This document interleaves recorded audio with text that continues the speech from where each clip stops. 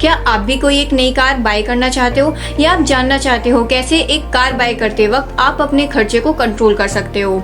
अगर हाँ, तो आज हम बात करेंगे इसी स्मार्ट स्ट्रेटेजी की जो आपको कार लेने में हेल्प करेगी। Hello friends, welcome back to our YouTube channel.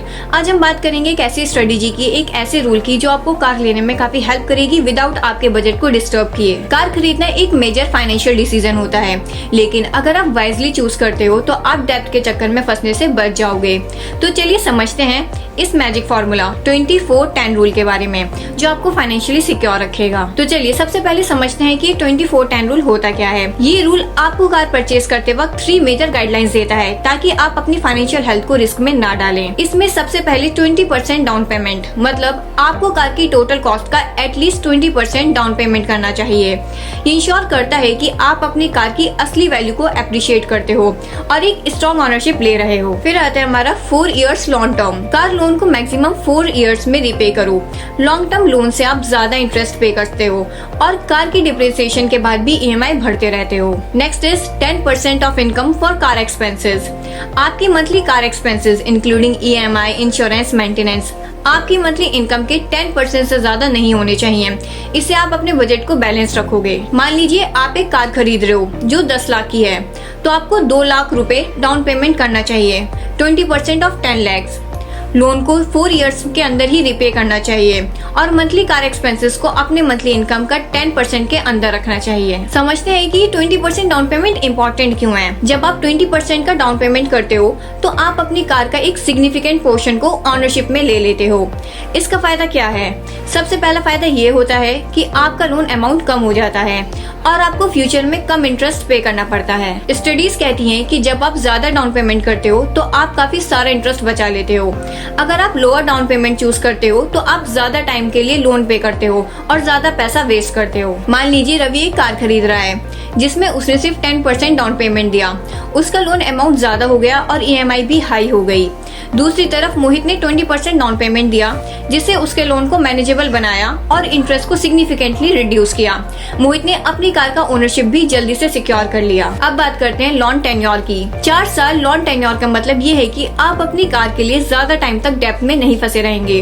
Long term loans पहले लगता है कि अफोर्डेबल हैं, लेकिन इन द लॉन्ग रन आप इंटरेस्ट के नाम पर बहुत ज्यादा पैसा लॉस कर देते हो। अगर आप 5-6 साल का लोन लेते हो तो आपकी EMI थोड़ी कम हो सकती है, लेकिन आप इंटरेस्ट ज्यादा पे करते हो। लेकिन अगर आप 4 साल में लोन खत्म कर देते हो तो आप कार की डिप्रिसिएटिंग वैल्यू के बाद भी EMI पे करने से बच सकते हैं, क्योंकि कार एक डिप्रिसिएटिंग एसेट होती है।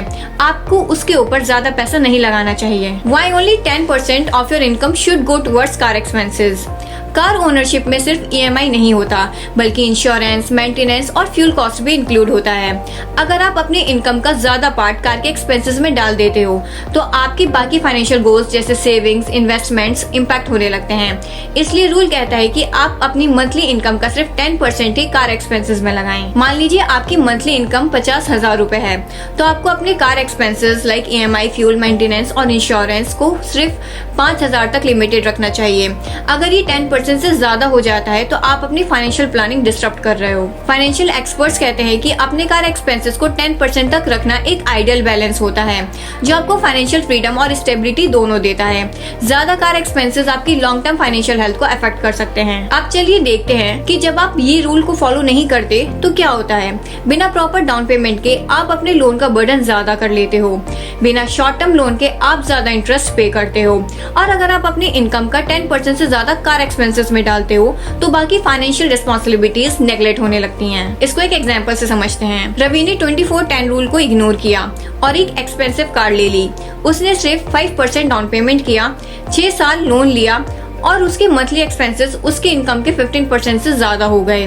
रिजल्ट, रवि हर महीने फाइनेंशियल स्ट्रेस में रहने लगा और उसके सेविंग और इन्वेस्टमेंट गोल्स डिले होने लगे। सो बात करते हैं how to plan for a car purchase. आपको पहले से बजट बनाना होगा। पहले अपने कार की टोटल कॉस्ट का 20% सेव करके रखिए। उसके बाद ऐसी कार चूज करें जिसका EMI आपके इनकम के 10% के अंदर हो और लोन को 4 साल में खत्म कर सकें।